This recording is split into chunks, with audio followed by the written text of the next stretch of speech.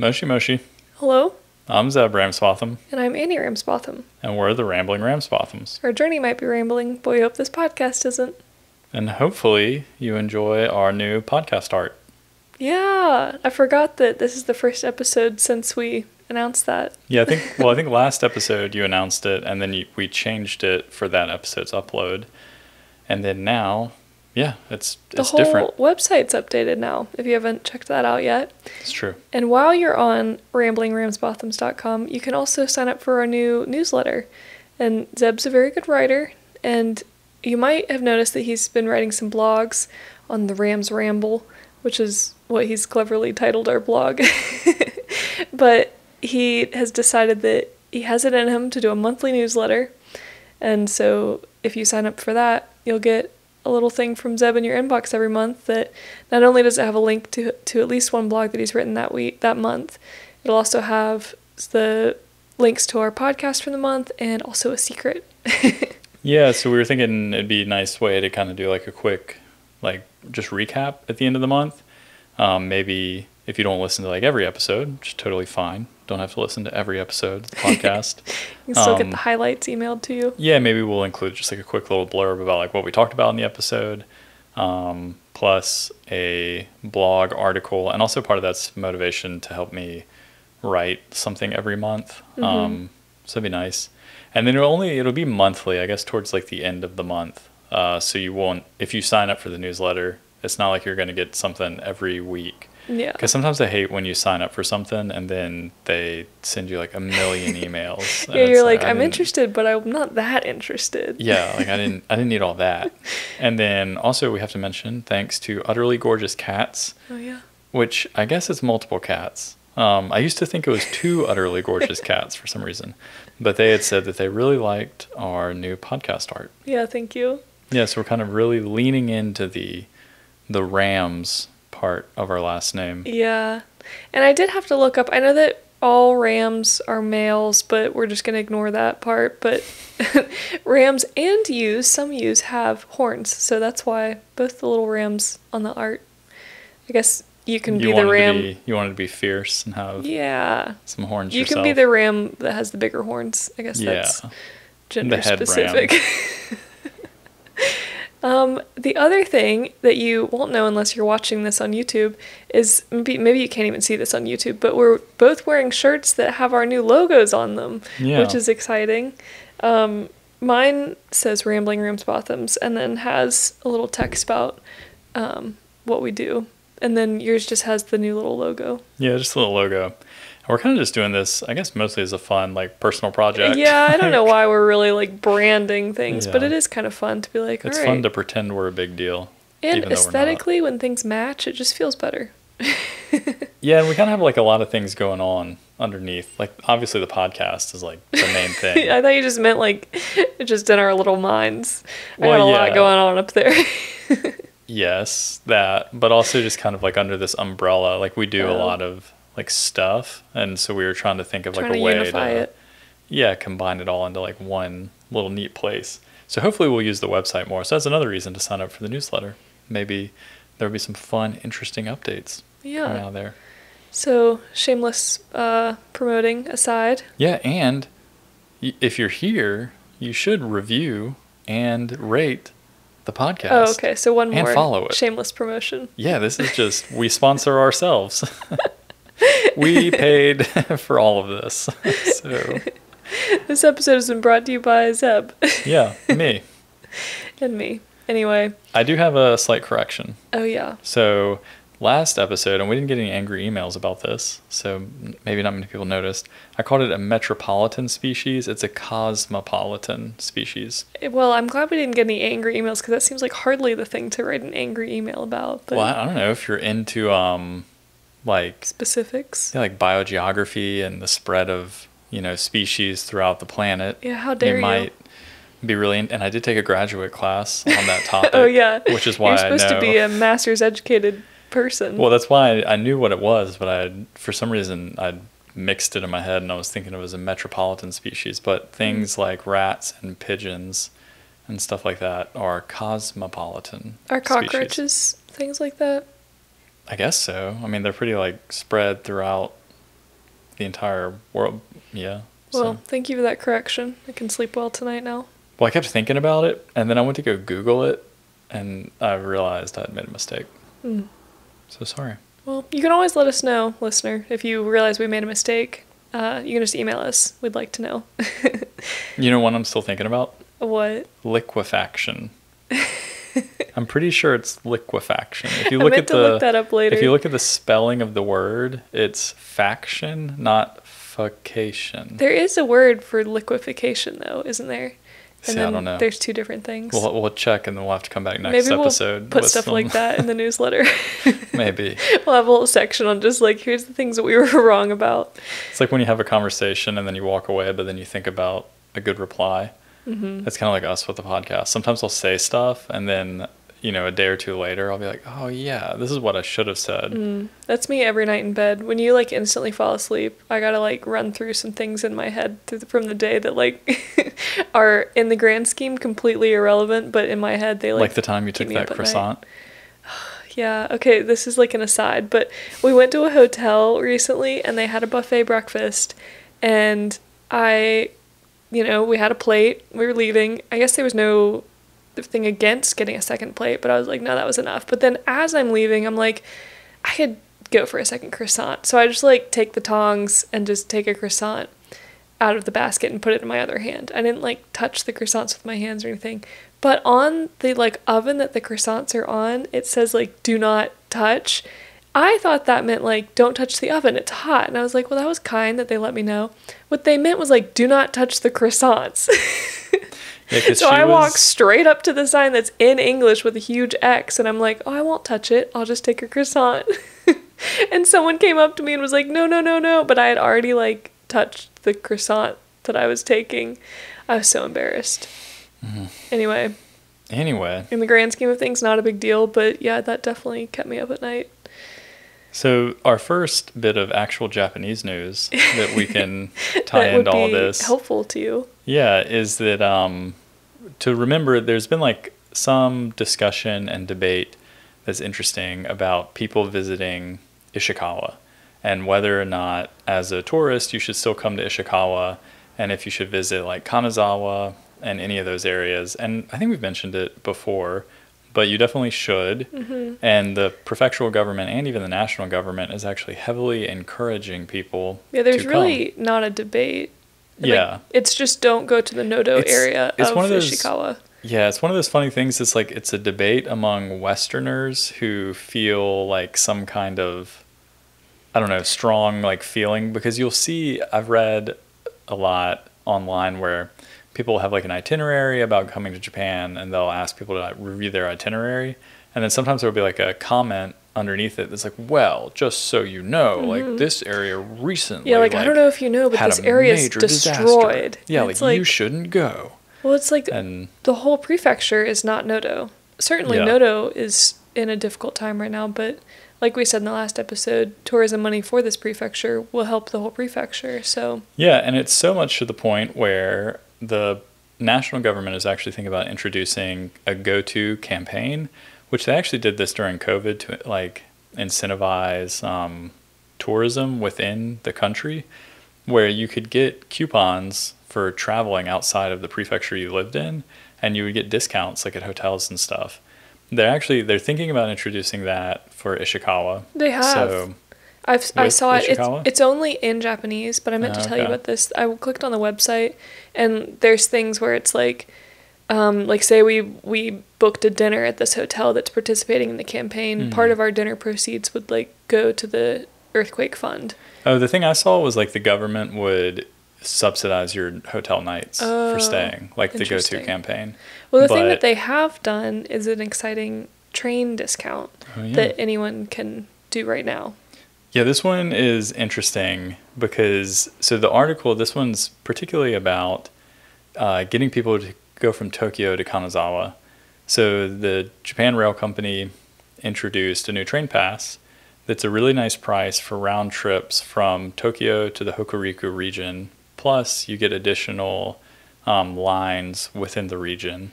And the Hokuriku region it includes Ishikawa Prefecture, but also Toyama, and it's larger than just Kanazawa in this area. So you can really get to a lot of places with this deal. And it's nice because the Japan Railway, which you probably have heard is just JR, the JR Rail Pass it used to be a really good deal, and because of the price increase, it's actually no longer a deal that makes sense for most people. Like, most people aren't going to use it enough for it to pay itself off anymore. And so the Japan Rail Pass, the JR Rail Pass, is no longer really a great deal. But this Hokuriku Oen Pass, they're calling it, is a really good savings, and it's new, and it's to promote because of the earthquake damage mainly. Yeah, so the tricky thing is this pass, it's kind of weird for us to talk about because I actually don't know if it's that good for tourists, like if you're coming to visit in Japan. I think it's primarily good for residents of Tokyo because I think it's a weird thing. Like, I don't think we can buy it because we live in Ishikawa, and you're supposed to be using it to go from Tokyo to Hokuriku and then back to Tokyo. Well, isn't that perfect for tourists and visitors? Well, so I think that there are other passes that are even cheaper that you can get as a foreigner coming to Japan that are part of the Japan Rail, like, company. I think this pass is predominantly for, like, foreigner or for people that live in Tokyo. Oh. Because there's actually another pass that if you're coming to Japan, you should look into, and it's called the Hokuriku Arch Pass, which I think might be slightly more expensive than this new pass, but apparently you get like 4 extra days worth of travel, and it includes more lines. So it's like more inclusive.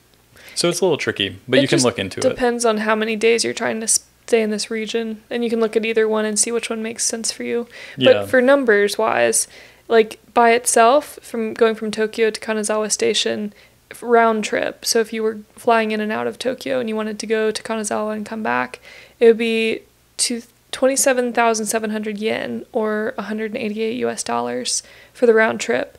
And the ticket, this Hokuriku Oen, the free pass that they're doing, is 20,000 yen or $136. But then on top of that, you get 4 days of free travel on a bunch of different trains in the region. So you save money and you get free train passes. And I think it's for 4 days. Is that right? Yeah, it's 4 days of unlimited free rides within the designated area. And it includes a section of the Hokuriku Shinkansen. So. Yeah, which is like a tricky thing because there are 2 different Hokuriku Shinkansen. There's one that's really fast, and then there's one that's like fast. And that's sometimes how they'll get you. Like, they'll say like, oh, you can get on the Shinkansen. And then when you go to look at it, it's hard to tell. Like, wait, can I get on the really fast one, or can I only get on the kind of fast one? So I think maybe the other pass is like maybe includes the very fast one.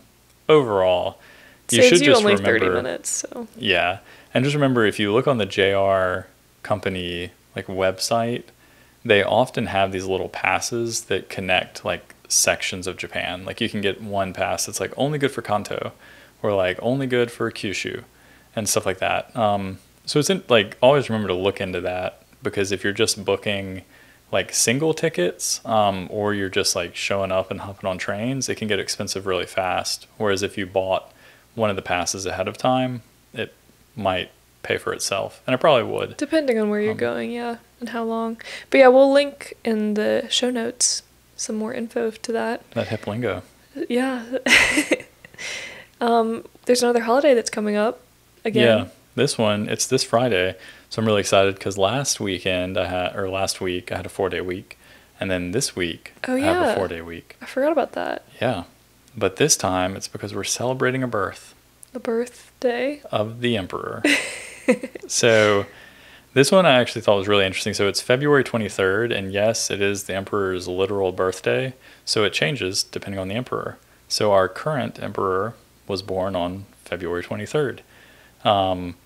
So it's kind of like... It's kind of funny because February 23rd wasn't, like, even a big deal at all, like, 4 years ago when he... I guess maybe it's 6 years ago when he got the throne. It's interesting because, so, he is... The previous emperor was born December 23rd. So it used to be on December 23rd, which is kind of cool because that aligns with kind of that winter holiday that we get. But the current emperor, this is actually, I think, only the second time his birthday's been celebrated, even though he's been the emperor since 2019. So it's because the previous emperor abdicated the throne after his birthday, but it was before the current emperor's birthday. Mm-hmm. So they were like, well, we already, like, it was some weird thing. Or no, it was after the current emperor's birthday, but before the previous emperor's birthday. So they just didn't have a birthday celebration. Yeah, because he abdicated the throne, and they were like, well, like, we can't retroactively celebrate the current emperor's birthday, but also we're not going to celebrate the guy who just left. No birthdays for anyone.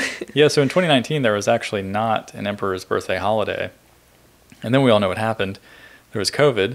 And so, unfortunately, the current emperor, his birthday was canceled in 2020, 2021, and 2022. Dang.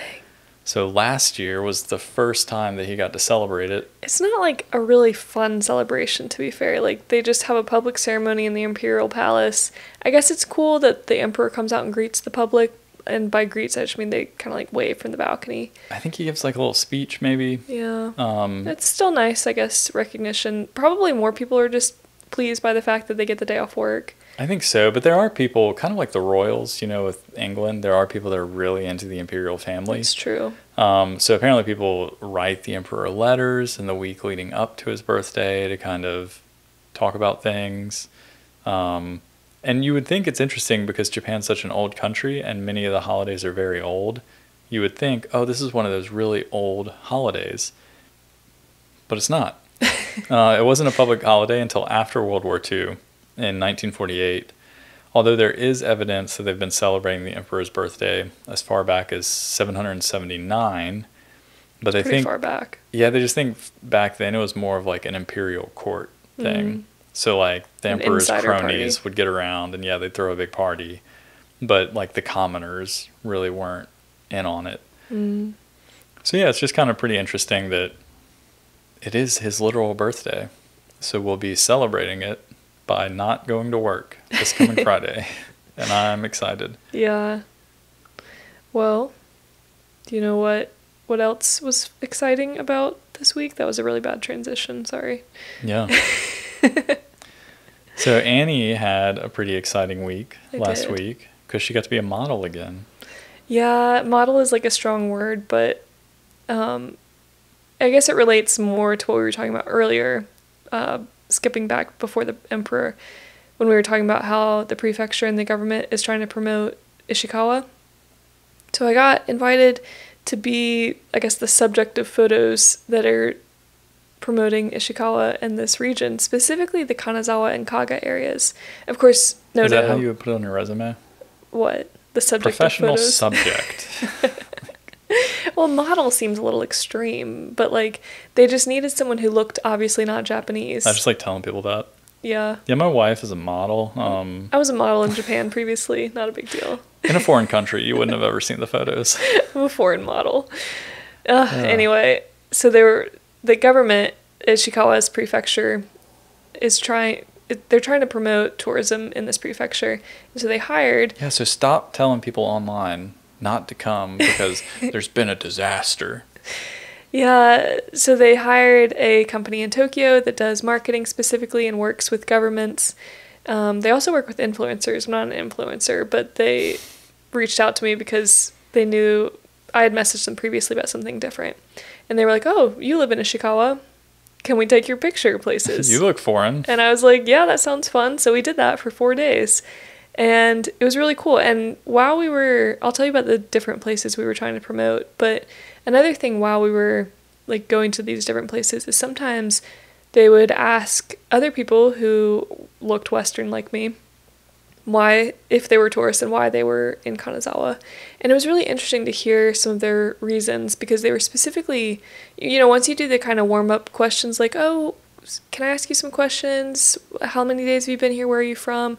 They would kind of ask this question like, did you hear about the earthquake? And it was funny because the 3 people we asked had vastly different answers. Like one of them was this guy that was like, no, what earthquake? Which is fine.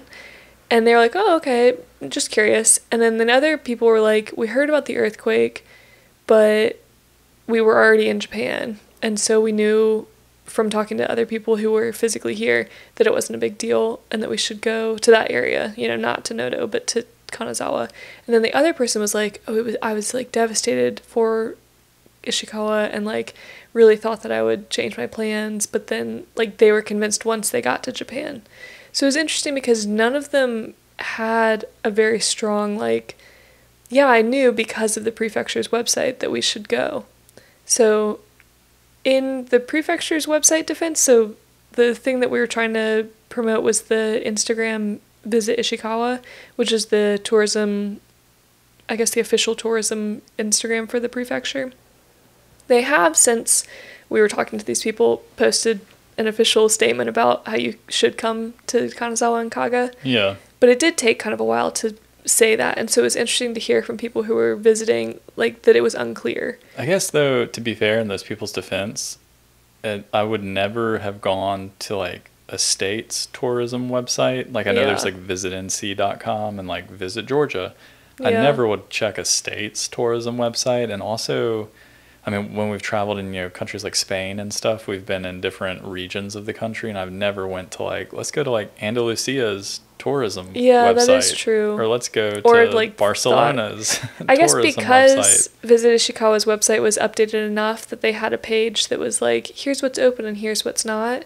So it was, you could tell that it was being updated very, you know, regularly, but they didn't have like a clear, this is open, this is not. And by the way, like, it wouldn't be a burden for you to come. Like, it's okay to be a tourist right now. So it was just interesting to hear. You mean it's not just devastation and refugees strewn through the streets? This one couple, they were from tents? They were from Colombia, and so all of the media that they had been consuming about like tourism in Japan was in Spanish, and they couldn't remember the name of the YouTuber that they were watching, but it was interesting because they said that they had watched a YouTube video that showed a ton of destruction, and they were like, this area in Kanazawa, like the city, is in ruins, like it's just crazy. And I was like, that's so strange. I was like, are you sure that they said Kanazawa and not Wajima and the Noto area? And they were like, no, they said that it was Kanazawa, so that's why we thought we shouldn't come. So, I don't know, there was just a lot of, it seemed like there was a lot of confusion and even, like, misinformation, but... Yeah, and a lot of that comes from, I'm sure, just, like, looking at the media from the outside, that if you look on the news, you see pictures, but you don't really know where anything is, and people just kind of jump to conclusions. But you got to do some fun stuff too. Yeah. So all that to say that the Ishikawa area wants people to come. And here are some things you can do. Yeah, the first thing, well, I guess it's not the first thing, but on the first day, one of the things that we did in the Kaga area, which is south, it's like farther down the coast towards Fukui, is we went to a sake brewery. And it's Noguchi Sake. Noguchi is the name of the sake master who started this company, I guess. He's a 90-year-old guy, and I got to meet him. And he doesn't look 90. Like, he looks like a very fit 70-year-old. He's well preserved. Yeah. Well, not because he's been drinking sake. He actually, one of the, like, I guess, fun facts that they tell you in the museum is that he doesn't really drink the sake. Like, he'll taste it, but he doesn't enjoy drinking. And apparently, he had a pretty, like, rough childhood and teenage years, I guess, because he was living through the wars and things, and his dad was like, you should get a job at a sake brewery because you need rice to make sake, so there will always be, people always want to drink, and there will always be food because there's rice there, which I think is such a funny, kind of like desperate thing to think, but it works. And there is always rice there. So anyway, he was apprenticing at different places, and then he finally started his own. And he started it in the Kaga area because Hakusan, Mount Haku, is one of the 3 holy mountains in Japan. Fuji is one. Fuji's obviously the most well-known one, but Hakusan technically is another one. And it has some of the best, cleanest water, according to water experts. Their own marketing. It is very crisp. It was funny because before the tasting, they give you like a glass of like Mount Hakusan water, and I was like, oh, incredible, you know, because what are you gonna say? And it was good, but it was just funny because it was like, tastes like water. But I guess if I had a refined palate, I would know. And I got to taste 6 different kinds. It was, you know, less about the tasting and more about having the photos of being shown around the museum and then of the sake flight. But selfishly, I thought it was like such a fun experience because I know they don't really care like how I'm doing or like if it's fun for me, they just want pictures of someone experiencing it. But I was like, are you kidding? I get to like go to this sake factory and drink this expensive sake, and like I loved it. But the coolest, I guess not the coolest part, but after you see the museum and you see the actual sake barrels and you learn a little bit about it, which is cool because we didn't really, I was gonna say didn't grow up drinking sake, but like of course you don't grow up drinking anything. Yeah, but and I gotta be honest, I'm not a fan.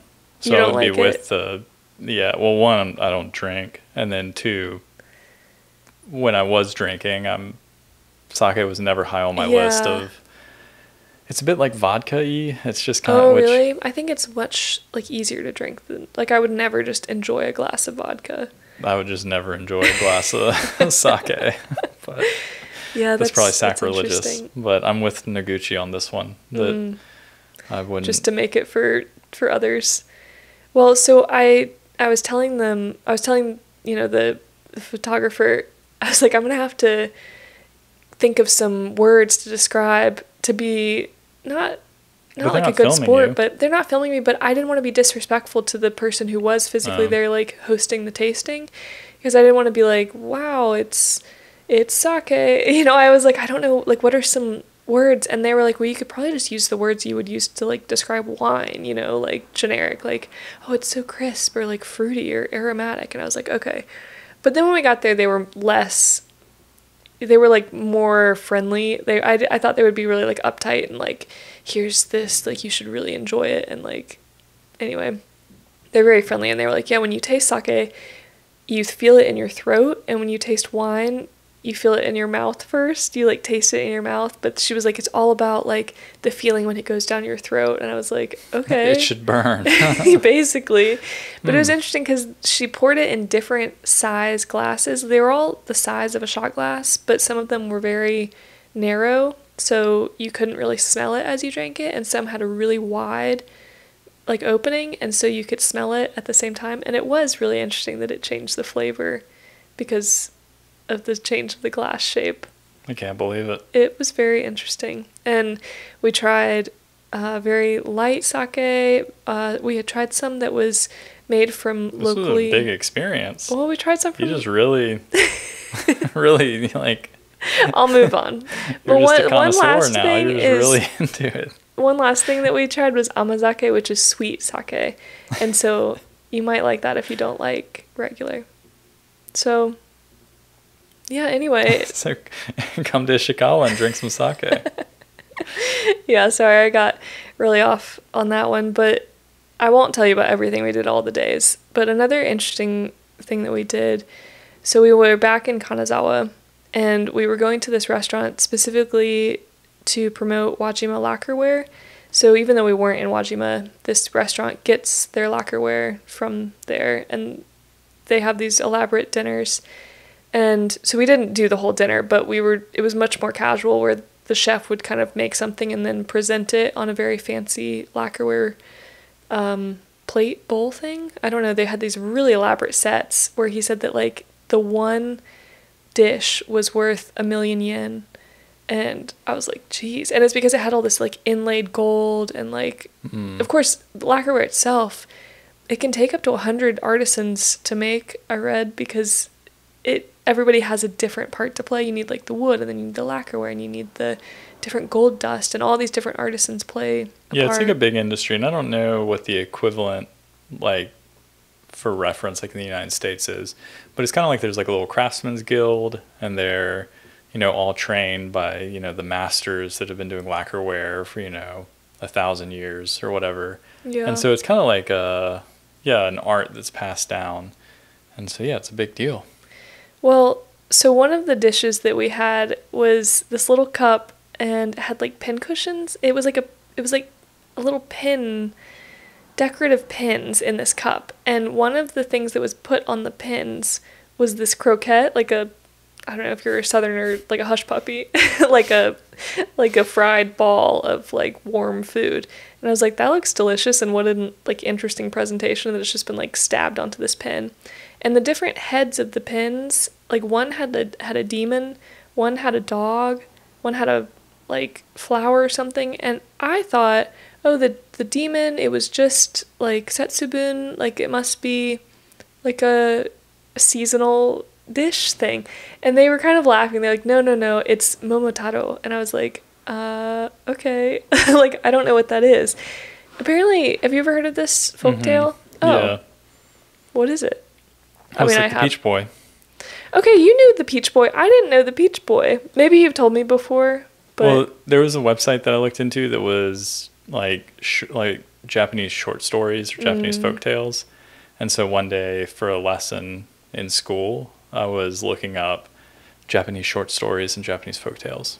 Oh, something like that. That's cool. Well, so if you're like me and you didn't know Momotaro, very simply, it's a folktale about a boy that was born from a giant peach.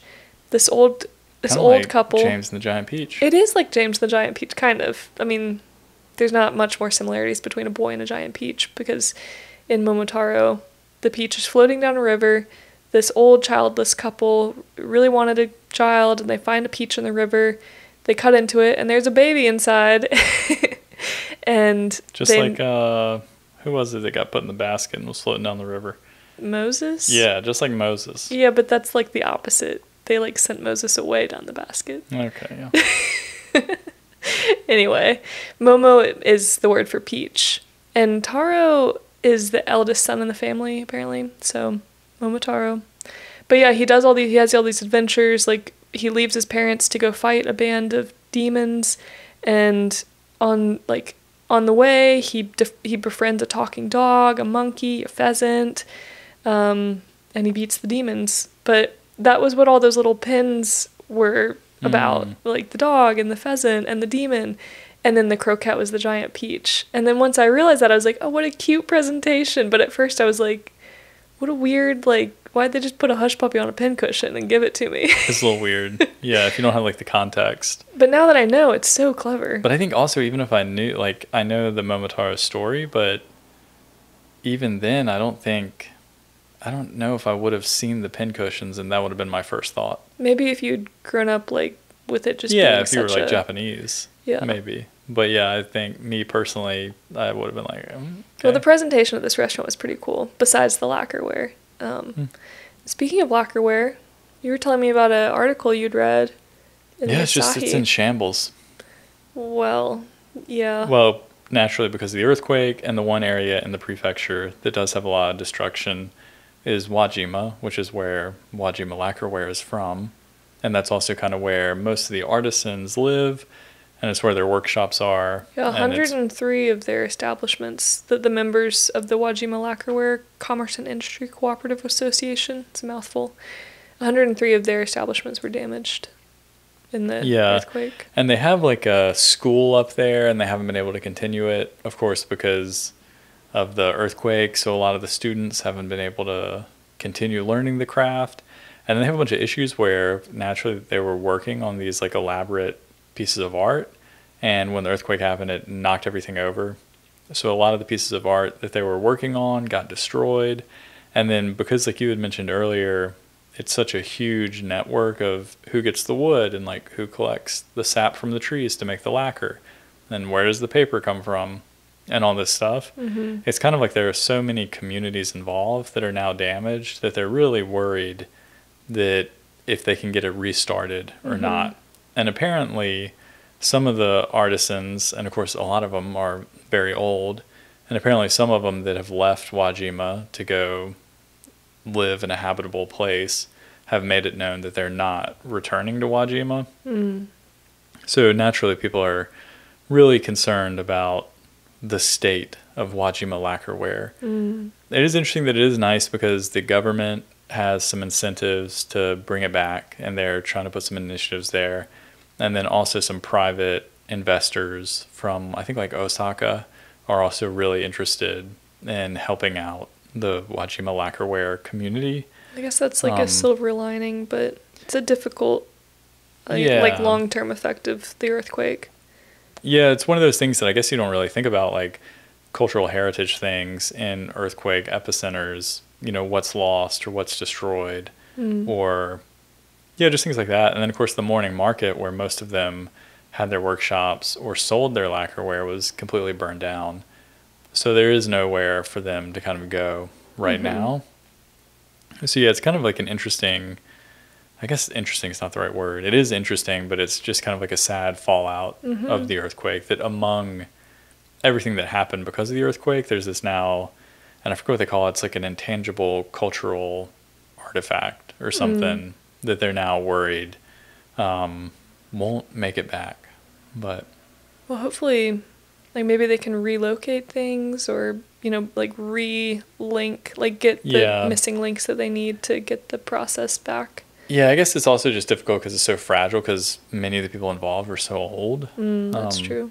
But I do have a feeling that they'll bounce back. And I think that there's like enough public interest, and people like want to see it. It'll probably be very slow at first, but it's not like everyone was, killed or, something like that. And so they did have a school, so there are at least young people that are interested in learning the craft and that were in the process of learning it. Yeah.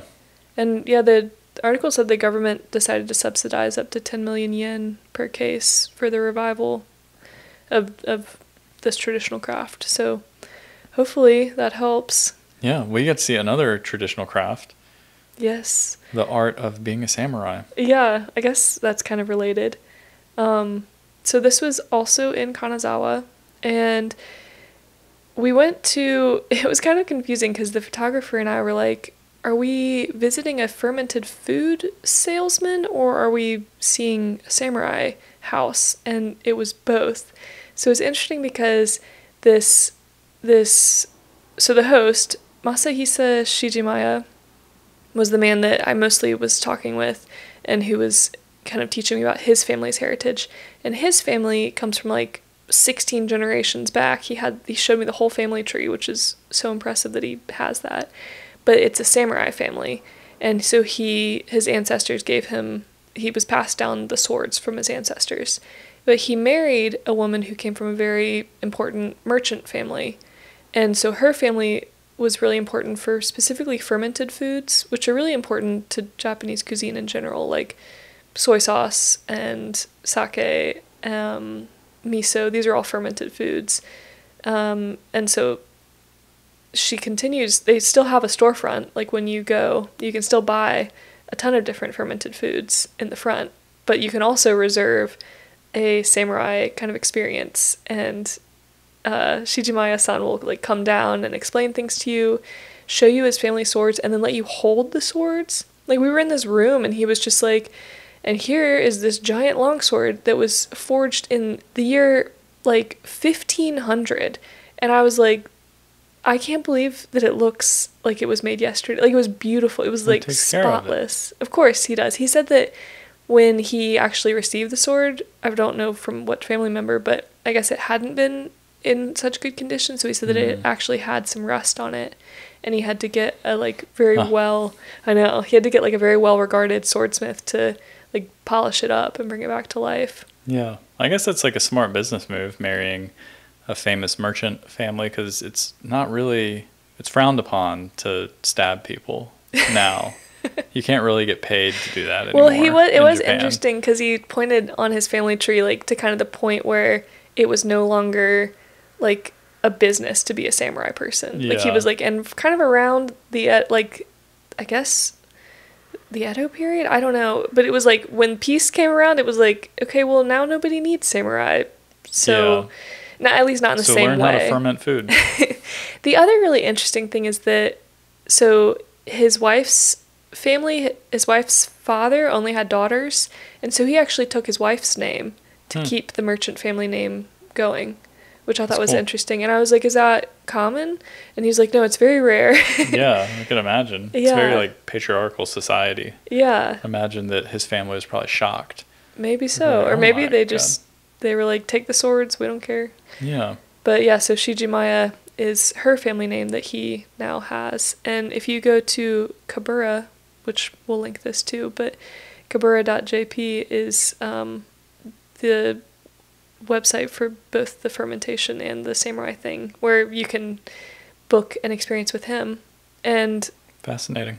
Yeah, it was more than just like showing you the swords, because then you go upstairs and they dress you in I guess, so he practices kenjutsu, which is kind of like kendo. Have you heard of kendo? Yeah, I know what kendo is. I don't know what kenjutsu so what's kendo? is. Kendo is like the bamboo swords. Yeah, so you fight with these wooden bokens, I guess. But kenjutsu is very similar, but you fight with real swords. And so it's like the martial art of sword fighting, not just kind of like the way of the sword. They're that's like, interesting. All right, we're here to like slice some things. And it was interesting because, of course, he doesn't use his family heirlooms, and they were trying to show me, it still looked sharp, but they were like, the sword is like more dull than it would be. Blunt.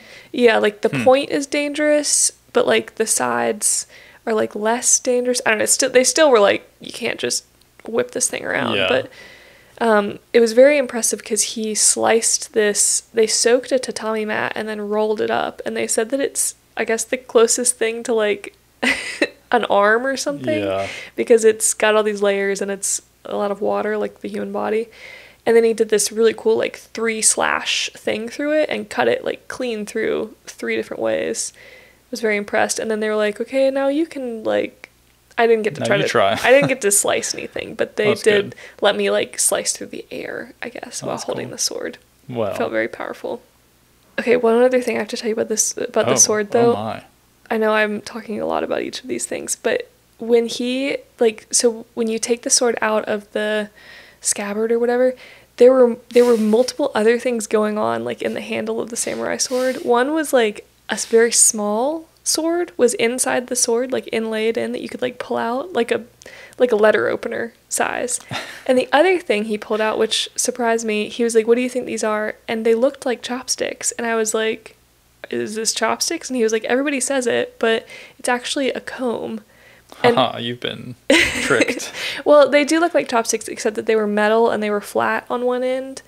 But he said that it's like, so that after you're done fighting, if you know your hair's all wild, you can like pull this out and kind of like comb your hair back into the like high top ponytail that you would probably have, or the high bun, and then, you know, look your part, go back on your way. Someone might take your picture after you just... I just thought that was so interesting, like the details that they put into these swords, like... and he also showed me the woman's dagger, which actually his wife was married wearing, but a lot of times the samurai wives will have a sword that the parents will give them as kind of a protection amulet.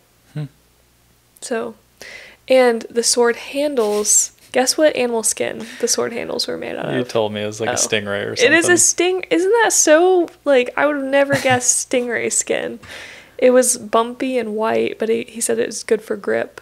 And I said, everybody, like, is this just your family thing? And he's like, no, most swords have stingray skin.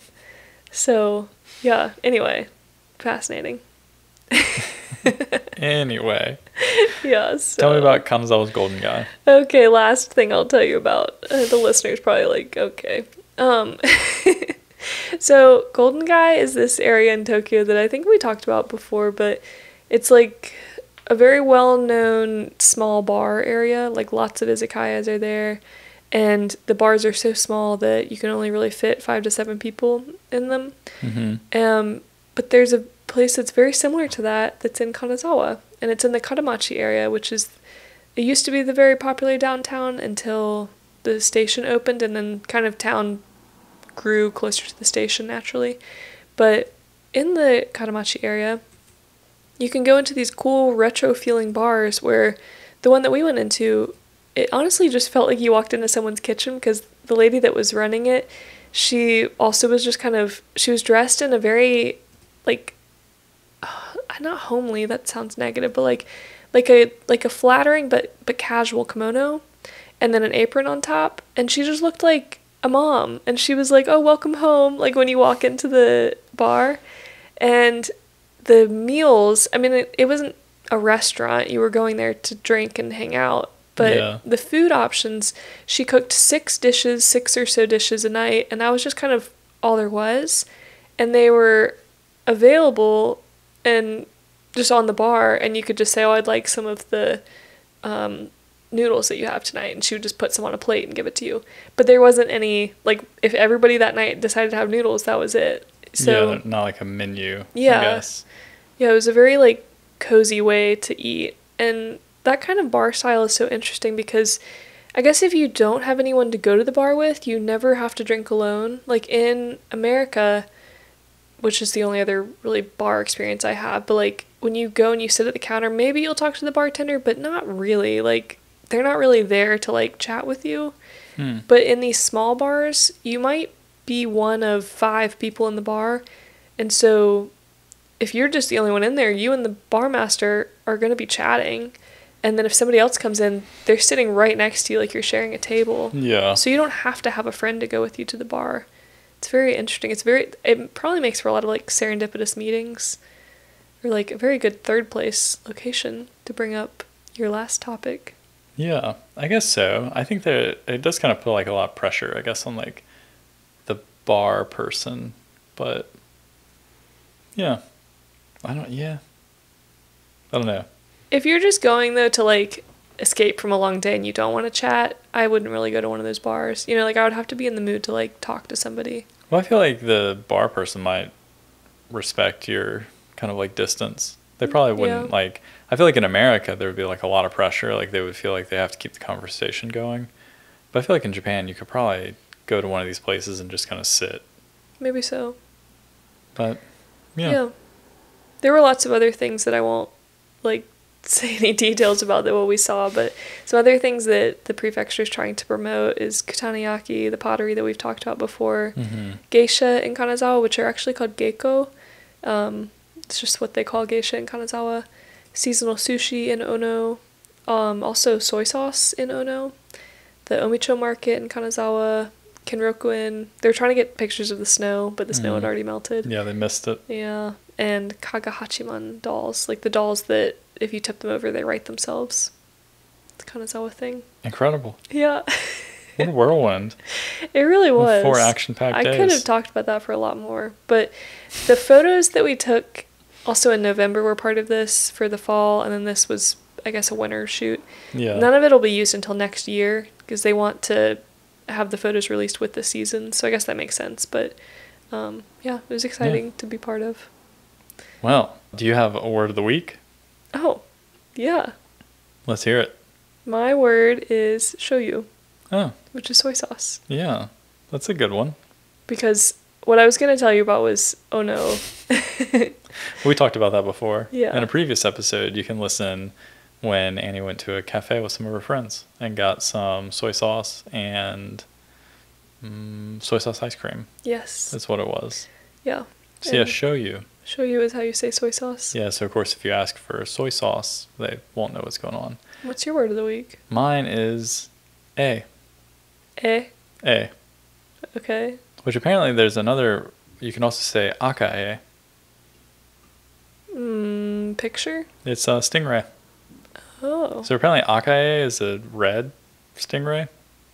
And then A is stingray. That's very cool. Yeah. Is that for the stingray skin? Yeah. Fun fact. Just trying to tie it all together. Thanks. Well, don't forget to sign up for our monthly newsletter if this wasn't rambling enough. You can hear more there. And you can do that at ramblingramsbothams.com. Yeah, and send us any questions you might have at ramblingramsbothams@gmail.com. Thanks for listening. Yeah, thanks. Bye. Bye.